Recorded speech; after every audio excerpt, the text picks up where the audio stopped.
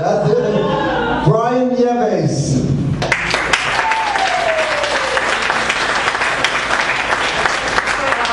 Alan Andrews. Mary Lee Shore. Erica Genovese. And Kate Brandon. Our sound producers are Trapper Quinn. I think I got a million names right back there. Ask him on the way out who he is, he'll tell you. I can never remember. And these are the air pilots. You met Lindsey Graham, and we're about to begin shortly. What's our countdown to airtime? 90 seconds. 90 seconds airtime. So we're about to begin. Remember to buy stuff at the concession, please. And if you want some discounts and real bargains, text the word pirates to 65828 on your telephone. You'll get some secret messages from the air pirates. That's the word pirates. 65828, and we send you secret messages all month long. We are ready to begin as soon as the radio station says we're on the air. 60 seconds. 60 seconds. What do you see how long 1 minute is? Keep talking. I have to fill in 1 minute. Usually they have to cut me off because I talk too much. Yes? What's that? Oh, please, thank you. We do recycle, so do not throw the cans and bottles in the waste basket. We recycle, just leave them on the counter, we'll pick them up, or leave them at the table, we'll get them at the end of the night. There is a box next to the garbage can you can drop them in. Oh, I'm getting on all kinds of things. I only work here, I don't know what's going on. I have no idea what's going on right here. 30 seconds. And see, I'll tell you how long 60 seconds is. All I know is that you wouldn't want to hang by your neck for 60 seconds. I know it's that long. I know that it's that long. And 15 seconds. 15 seconds. Are we ready for a big countdown? Yes? What's that? We are on the air in 5, 4, 3, 2, 1.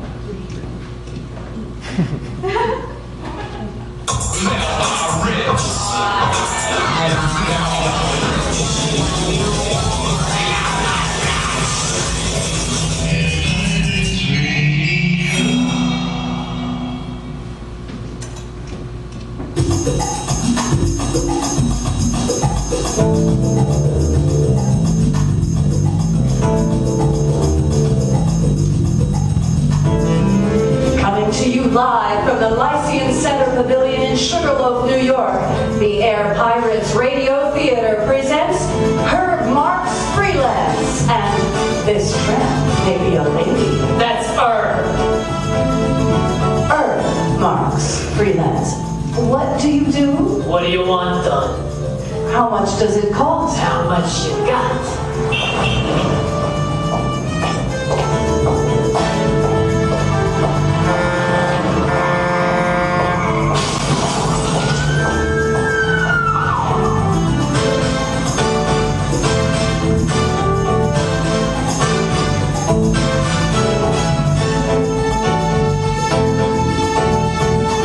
That's what my business card says. Herb Marks Freelance. Here in this city, sometimes it's hard to make ends meet. Like a fat man trying to close the button on his pants. But if you're clever and have the right tool, it gets easier. If you're smart, you may make it through the next insurance payment. Or other times you come up short. And in my case, 4'2" is short enough. I do favors for people. Some I like and some I don't. This is no place for a decent guy. And maybe I'm the right sort of louse for the job. I found that out last Thursday night. I decided I should stay in and clear up some paperwork. So I ordered from the local fast food joint down the street. I'd been waiting 45 minutes for the delivery to show when there was a knock at the door.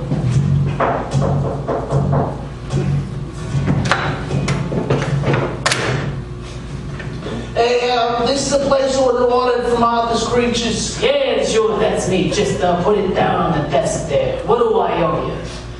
I knew this wasn't fast, and I was sure when I looked in the bag it probably wouldn't pass for food. All I could hope for is that it was going to be cheap. And that'll be 4.25, mister. Hey, sometimes the dreams come true. Here's a 5, keep the change. Oh, gee, thanks, big spender. I can get that operation now. I'll make sure I prepare it myself next time, jerk. I opened the bag and began to explore my dinner. 1 order of styro chick and a fiber fish sandwich. This was beginning to be a meal you just don't forget. I knew it was gonna come back all night. Just as I was flushing these delicacies down with what appeared to be coffee, there was another knock at the door. Why did you forget the condiments? Come on in. Come on in. The door opened and she entered the room. The place began to get kind of crowded, and from where I sat, the crowd looked good. She sauntered in, moving slowly from side to side, like a 118-pound pendulum. And her voice was all right, too, like a soft tune from the string section of the Philharmonic. Good evening. Yeah, thanks for knocking. Saves me the trouble of getting up. Styro chick. What? Is that the way you speak to a lady, Mr. Marks? Just offering you something to eat, and I've never met a real lady. How do you know my name? Well, it's on the door. Of course, from here it says Scrum Bruh, but I read it before I came in. This was one smart dame, so I knew I had to keep my wits about me. She stood there with her hands in front of her like a fig leaf. Her blonde hair was pulled back in a ponytail, and her blue eyes, white skin, and red lips gave her a kind of patriotic innocence. So, who are you, and what can I do for you? Philippa Laveau. Perhaps you've heard of me. Maybe. Are you some kind of celebrity or something? I'm in the films, Mr. Marks. In fact, I've made quite an impression during the last few years and have been nominated for several awards, but then I suppose a fellow like you doesn't get out much. That's right, I don't get out much. I'm uncomfortable when I'm alone with other people. I'm working on becoming less popular. I want to hire you, Mr. Marks, or shall I call you her? That's her. My parents were vegetarians. And it all depends on how much you're willing to pay and what I have to do for it. Well, I'll pay you $3,000 up front and another $3,000 when you get the job done. How does that sound? That sounds like $6,000 to me. What do I have to do? And for that kind of dough, it sounds like murder. And I don't hire out for murder.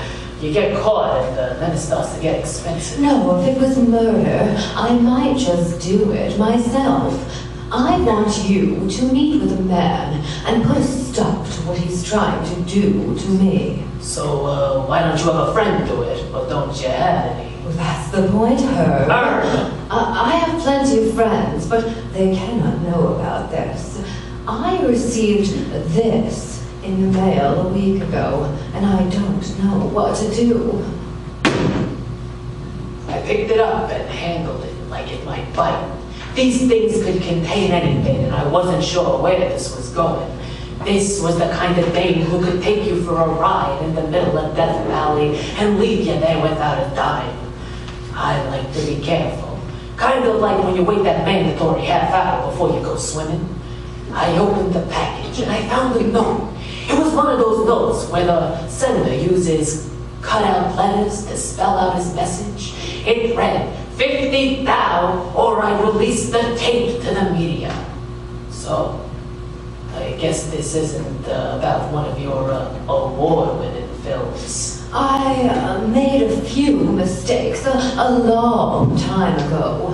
I was young and hungry, and I needed the money. Now look, if anybody finds out about this indiscretion, I'll be ruined. My career, my marriage, my whole life will be over. You have to help me, Mr. Marks.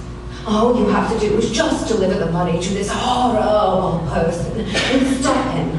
The note says he'll contact me tomorrow and let me know where to bring the money. I just want to pay the $50,000 to make this go away, and I want you to deliver it. I can't be seen with him. Most importantly, my husband cannot get any word of this. If he finds out, there's no telling what he'll do. Oh, Mr. Marks, I am married to a very influential politician. He thinks I'm a trained classical actress. And if he finds out any differently, he will be devastated. I think you ought to go to the cops. Blackmail is against the law, and I'm sure they'd like to catch this guy. I can't do that. I just want to pay the crib and get it over with. He said if I pay, I get all the copies of all the movies back. And that's all I want. Just make it go away. Movies, so there's more than one? All right, I'll take the job. But remember, once it's done, we never saw each other. If you want this to be over, maybe it has to be over. All right. Here's your first payment then. You can start immediately. The blackmailer will be calling me tomorrow morning. You must be there when he calls and deliver the money immediately. My husband is out of town, and I want this to be over before he returns. Fine with me. The sooner we get done, the sooner we part ways. Thank you, Mr. Marks. Until tomorrow. And after that, I hope to never see you again. So I assume you'll be mailing the last payment? She turned and walked out of my office. As she left, I couldn't help but contemplate the end of this one. She had a great walk away, the kind that makes you want to come along. I had a feeling this was going to end a bad kind of feeling, like the kind of feeling you get when you think you left something burning on the stove, and then you come back later that night and you find out you were right. But what the heck? I just finished what was left of the styro chick and headed home. The next morning, the weather was as bad as my job prospects. There was another 3 inches of what passes for snow in the city, covering everything. It looked like the world was covered in a fine layer of wet, dry lint. In spite of the Arctic freeze, I made it in the car. Her place was wrecked out. As I cruised along, the city changed, like I was driving my own time machine. Old buildings gave way to new high-rise palaces. It was like my city had sunk, and I was looking at some kind of new Atlantis. When I pulled up in front of the address I'd written down, a valet in a red uniform took my car away. Another fellow wearing red opened the door, and I was greeted by a red-dressed concierge. The Communist Party at work. And who might you be looking for, sir? Philippa Lavox. I'm sure she's expecting me. I'll call up and announce you. Classy place.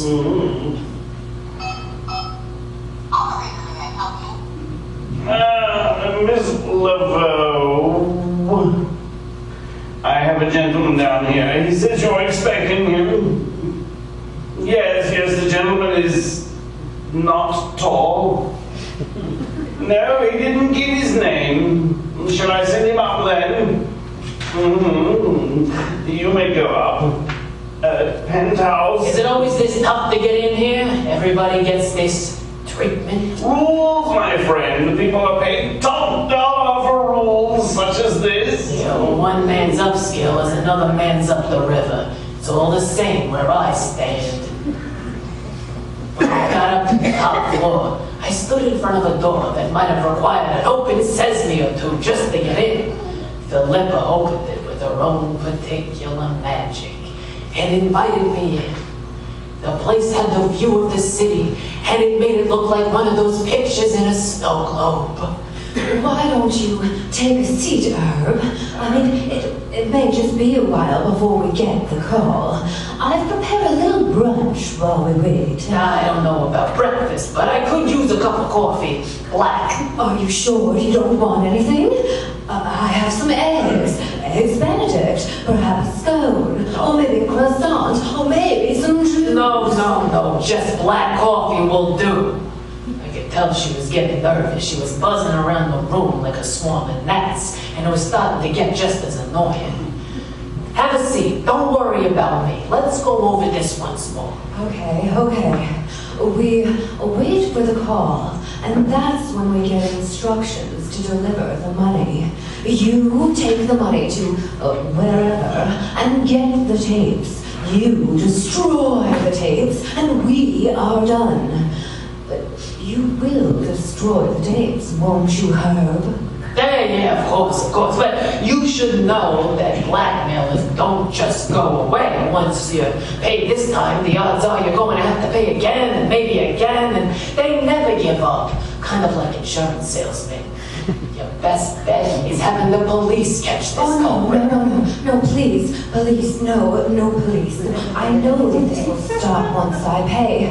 I don't suppose you have any idea as to who may be behind this little blackmail idea? Well, there's only one person I can think of. He produced these monstrosities. He's still making these dreadful movies, and I know he resents my success. I have no proof, but do you think? Anything is possible. Mr. Marks, do you think you could get to him before I have to pay this ransom? Or maybe if you just talk to him.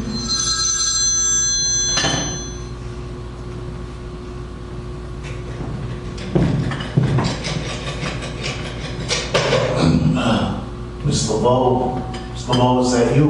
Oh, yes, I believe it is.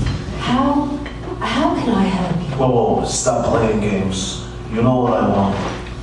Here are your instructions. Bring the money to the alley next to Top to Bottom Studios at 10 o'clock this evening. Someone will be there to meet you. You hand over the money, you receive the tapes. You just come along by yourself. You know what alone means, right? Well, the deal is off. Simple enough stage directions even for you. Lights, camera, action, baby. Hello? Oh, he wants me to deliver the money. I can't do it. I'm scared. All right, I'll be right here with you. In case you haven't realized, I have a way of going unnoticed. We'll work this out. It's still the same deal. Drop off the money, pick up the tapes. I'll be back early this evening and it'll all work out. I left and headed back to the office where I could wait out the day. This was the kind of case that made me want to be what I was when I wanted to be what I am.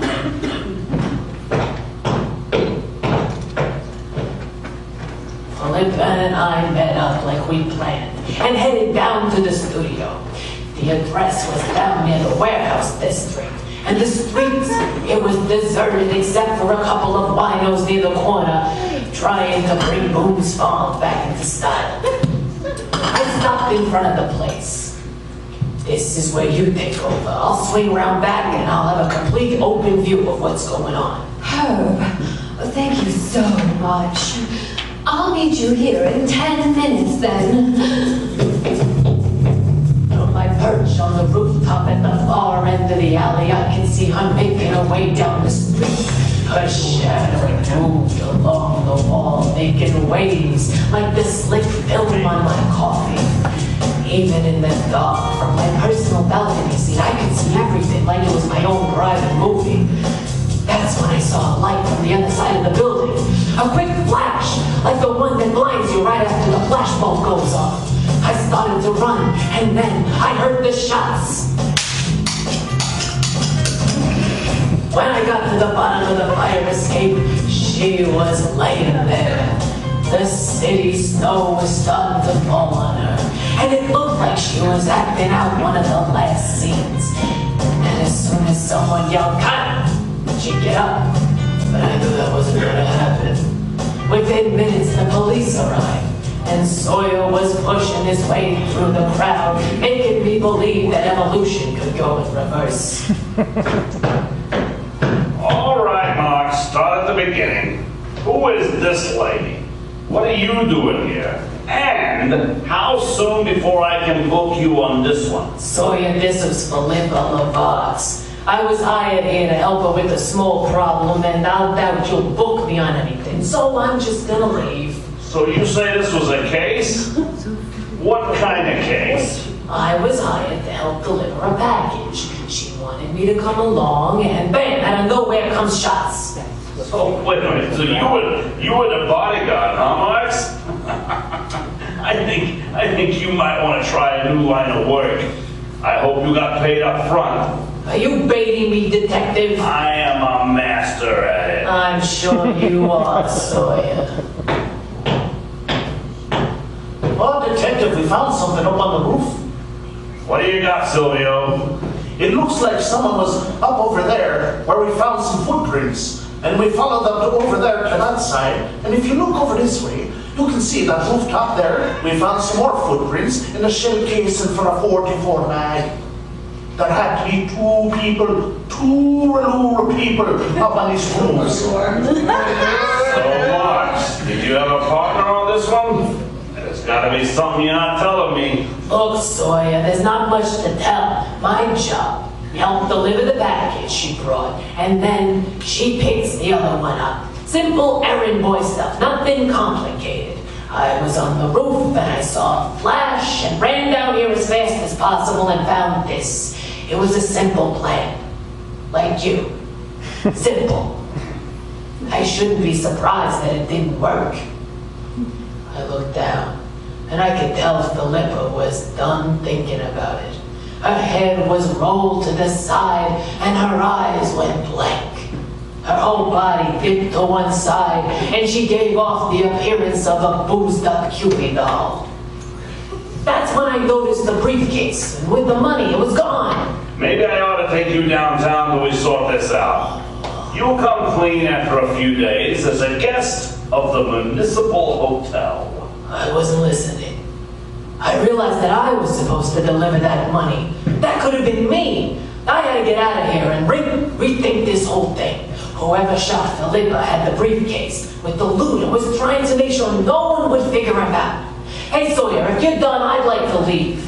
I can't hold you, but don't leave town. I might have to ask you a few more questions. This has your name written all over it. Yeah, but can you read it backwards? Scram-brat?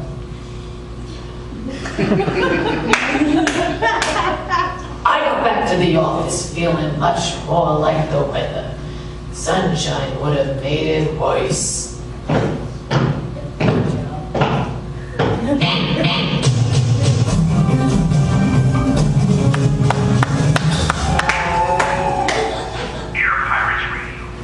So sorry to interrupt our show's inertia, but now we must pause and have a couple commercials.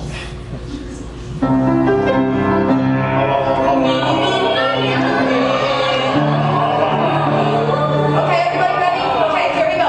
And a 1, and a 2, and a 3.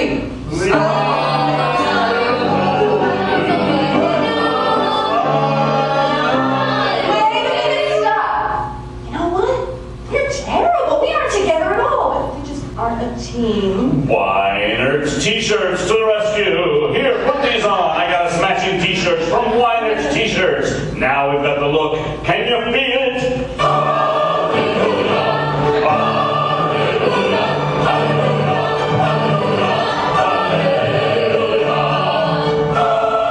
Hallelujah. Weiner T-shirts, Route 211 East, Middletown. Put your name on somebody.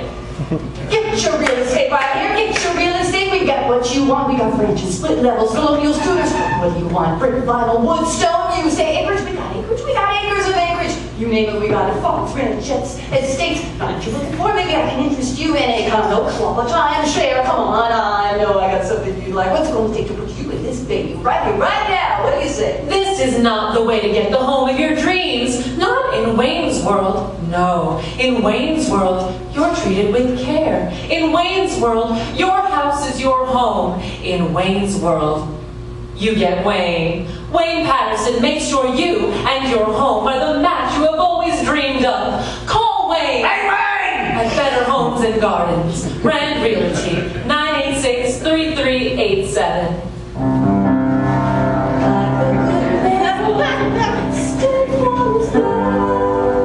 Bonnie Oswald is a good neighbor. Can I help you out? Maybe you need a cup of sugar. I can babysit if you like me to borrow the lawnmower. I'm on my way shopping if you need anything. Okay, well maybe not that good of a neighbor, but she can make your insurance needs a whole lot easier to deal with. State Farm Insurance, 40 and a half Main Street, Warwick, New York. Bonnie Oswald, 40 and a half Main Street, Warwick, New York. Your Honor, I object. Well, we haven't started the case yet. I object to that outfit. Have you no shame? Your Honor, style counsel for the prosecution. Ladies and gentlemen of the jury, I implore you, it is your duty, no, your obligation to protect society from this blatant disregard for refinement, elegance, and sophistication. This is obviously a crime of fashion. So the next time someone asks you, is that what you're going to wear?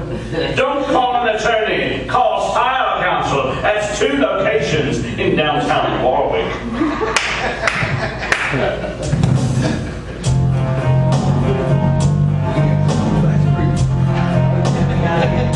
Herb Marks Freelance.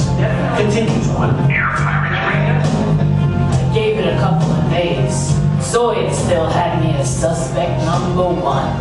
I had barely made it outside to the street when a long, black limousine pulled up to the curb. It was one of those cars that makes my office look small and probably belonged to someone I had no business bothering with. The rear window dropped quietly into the door like a shark diving beneath the water. The gentleman in the back seat called me over.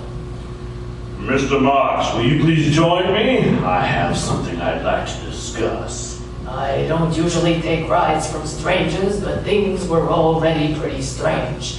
Inside the car, the light was like it was filtered through an aquarium. I opened the door and my host moved over to make room. Once I settled in, we took a little ride. My host appeared to be nervous. I thought he had something to say, but he wasn't quite ready to talk, so I started the conversation. So, what did you have in mind? I need to talk to you concerning my wife, my deceased wife. I'm at a disadvantage here, you know me, but we haven't been properly introduced. You go gestalt. Hey, you invited me. I'm Philippa's husband. Perhaps you've heard of me. She told me all about you. Sorry about what happened. She was a nice lady. I suppose she was.